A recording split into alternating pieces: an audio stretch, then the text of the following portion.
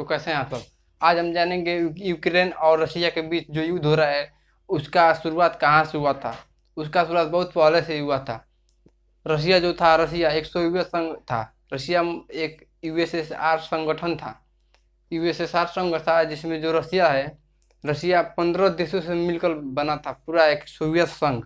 लेकिन 1951 में यूएसएसआर टूट गया था। 15 देशों में टूट गया था यूएसएसआर 1951 में। 15 देशों में टूट गया था। इसमें जो यूक्रेन था, यूएसएसआर में 1922 में यूक्रेन यूएसएसआर में जुड़ा था और 1951 में यूक्रेन यूएसएसआर से अलग हो गया था। तो यूक्रेन जो 1951 में अलग हुआ था, तो तभी अमेरिका का दबाव उस पर पड़ने लगा। अमेरिका कह रहा था यूक्रेन से कि तुम यूरोपीय यूनियन में शामिल हो जाओ।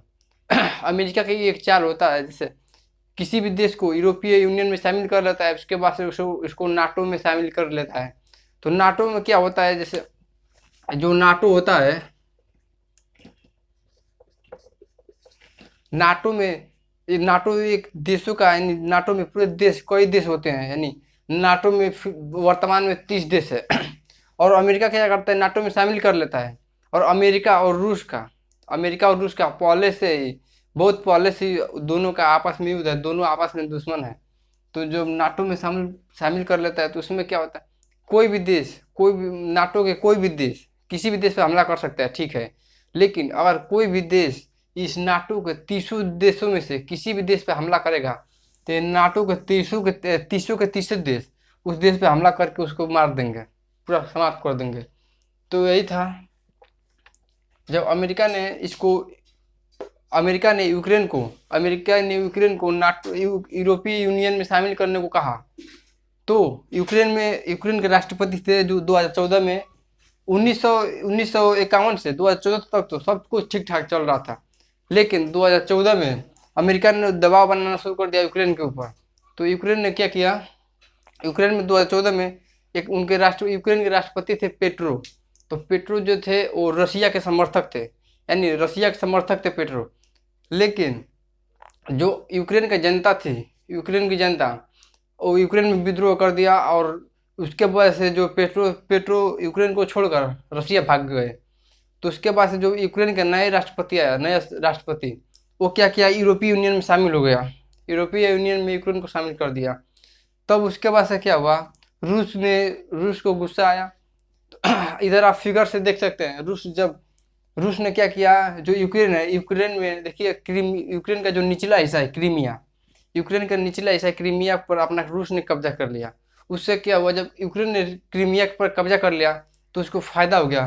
क्या फायदा हुआ, क्रीमिया से ठीक नीचे उसके क्रीमिया के एजोव सागर है, जो एजोव सागर था, एजोव सागर पर पूरी तरह से रूस का कब्जा हो गया। और एजोव सागर के नीचे ही काला सागर है। उस काला सागर में जो रूस अपना स्थापित कर दिया, यानी उस काला सागर पर भी नजर रख रहा है। क्योंकि जो नाटो के सैनिक होते हैं, नाटो के सेना होते हैं, उस चारों तरफ से घूमते हुए काला सागर में भी आते हैं। तो उससे क्या होगा, जब रूस है काला सागर में से अपनी नौसेना की मदद से नाटो के सैनिकों पर पूरी तरह से नजर रख सकता है, नाटो के सैनिकों पे। जब रूस ने यूक्रेन का निचला हिस्सा क्रीमिया पर कब्जा कर लेता, उसी समय अमेरिका ने जी एट यानी जी8 भी एक संगठन होता है जिसमें शक्तिशाली देश होते हैं। तो जी8 में पहले से 8 शक्तिशाली देश थे। इधर से उत्तरी अमेरिका की तरफ से, इधर से कनाडा, अमेरिका था। और यूरोप में ब्रिटेन, फ्रांस, जर्मनी और इटली था। यूरोप साइड में इधर। और इधर एशिया साइड में रूस और जापान था। लेकिन जब रूस ने क्रीमिया पर कब्जा कर लिया तो उसी समय जी8 से रूस को निकाल दिया गया। 2014 में रूस को जी8 से बाहर निकाल दिया गया। तो ये जी8 जी7 हो गया। इसमें 7 ही देश रह गए, Canada, America, Britain, France, Germany, Italy. तो इसमें 7 ही देश रह गए और रूस को बाहर निकाल दिया गया। और इसमें जो यूक्रेन है, उसके बाद से यूक्रेन ने 2017 में नाटो को ज्वाइन करने के लिए कहा था। यूक्रेन ने 2017 में कहा था कि मैं नाटो को ज्वाइन करूंगा। तभी जब को उसी समय रूस को गुस्सा आया था। क्योंकि जो रूस है का स्थापित होगा, नाटो देश में यूक्रेन जुड़ेगा, तब क्या होगा, जो नाटो के 30 देश की सेना होगी, यानी अमेरिका और रूस, अमेरिका यानी आप लोग समझिए, जो पूरा विश्व युद्ध का कारण होता है, ये दो ही दो देश होते हैं, एक है रूस और एक है अमेरिका। ये आमने सामने कभी नहीं लड़ते, लेकिन अपने पीठ पीछे एक दूसरे देशों को लड़ाते लड़ाते ये विश्व युद्ध करा देते हैं। तो इसी में एक है अमेरिका और रशिया, यही दो देश है जिनकी वजह से हर बार विश्व युद्ध होता है, हमेशा मतलब विश्व युद्ध इन्हीं की वजह से होता है। तो जो नाटो देश है, जब यूक्रेन नाटो देश में जुड़ जाएगा, नाटो में जुड़ जाएगा, तो क्या होगा, मैप में देख सकते हैं, जब यूक्रेन नाटो में जुड़ जाएगा तो रसिया के नीचे रसिया के नीचे यानी यूक्रेन यूक्रेन में नाटो की सेना तैनात हो जाएगी, और रसिया में हमेशा हमला हमला होने का खतरा रहेगा। अगर एक गलती से भी नाटो में शामिल हो गया यूक्रेन, तो रसिया को तो पूरा रुला ही देगा। इसीलिए रसिया यूक्रेन पर गुस्सा है और हमला रसिया ने किया था।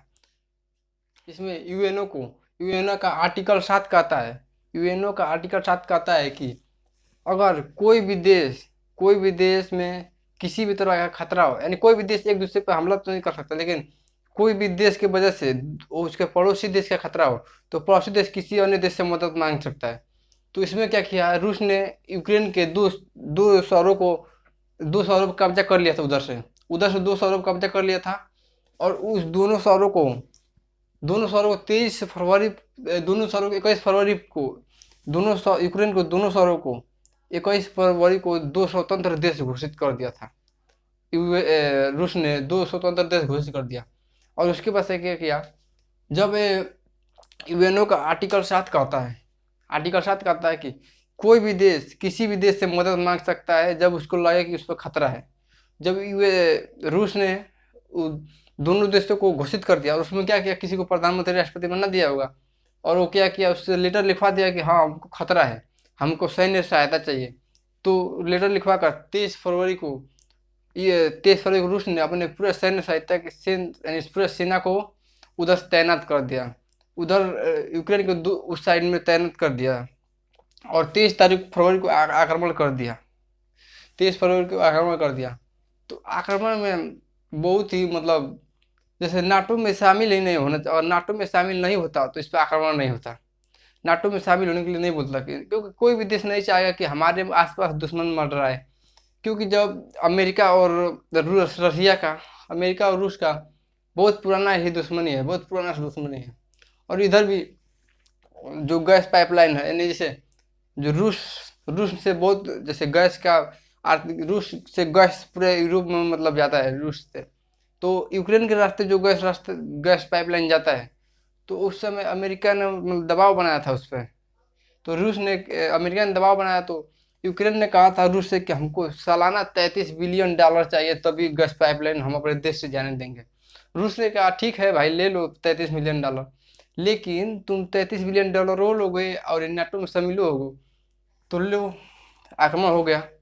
और जब आक्रमण हुआ तो यूएनओ में जैसे वोट मीटिंग बैठी यूएनओ में, तो यूएनओ में सब देश किसी न किसी के पक्ष में जा रहे थे। कोई देश कि हम अमेरिका के पक्ष में जाएंगे, तो हम रूस के पक्ष में जाएंगे, लेकिन भारत ने कहा हम ना ही अमेरिका के पक्ष में है और ना ही रूस के पक्ष में है। तो रूस ने कहा बहुत अच्छा किया रूस बहुत खुश हुआ कि भारत नहीं तो अमेरिका का पक्ष लिया, नहीं तो रूस, क्योंकि रूस भी हमारा दोस्त है, भारत का दोस्त रूस भी है और भारत का दोस्त अमेरिका भी है, दोनों एक करीबी दोस्त है। लेकिन हमेशा हमको भारत का हमेशा मदद करता है, अब रूस ही मदद करता है, अमेरिका मदद नहीं करता।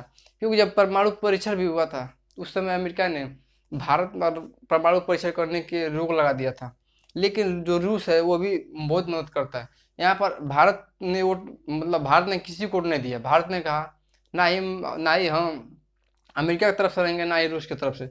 और चीन ने भी कुछ नहीं कहा, चीन ने भी किसी को नहीं दिया, और यूएई ने भी। तो अमेरिका ने कहा यूएई से तुम क्यों नहीं उठवा दे रहे हो। तो क्या हुआ है, जैसे ऐसे मैप में यूएई जो है, यूएई भी तेल भंडार है, पेट्रोलियम भंडार है, और रूस भी पेट्रोलियम भंडार है। तो इधर से क्या होता है, इन लोग को जैसे आर्थिक चलता है, यानी पेट्रोलियम आपस में व्यापार होता है पेट्रोलियम का, इसलिए यूएई ने भी साथ नहीं दिया, हमेशा मदद करता है भारत का। जब आर्टिकल 370 लगा था उस समय रूस ने मदद किया था। और भारत में लगभग 80% हथियार जो है रूस से ही आता है, भारत में 80% हथियार रूस से ही आता है, रूस से हमेशा मदद करता है। यूक्रेन में चारों तरफ से रूस की सेना अंदर घुसी जा रही है।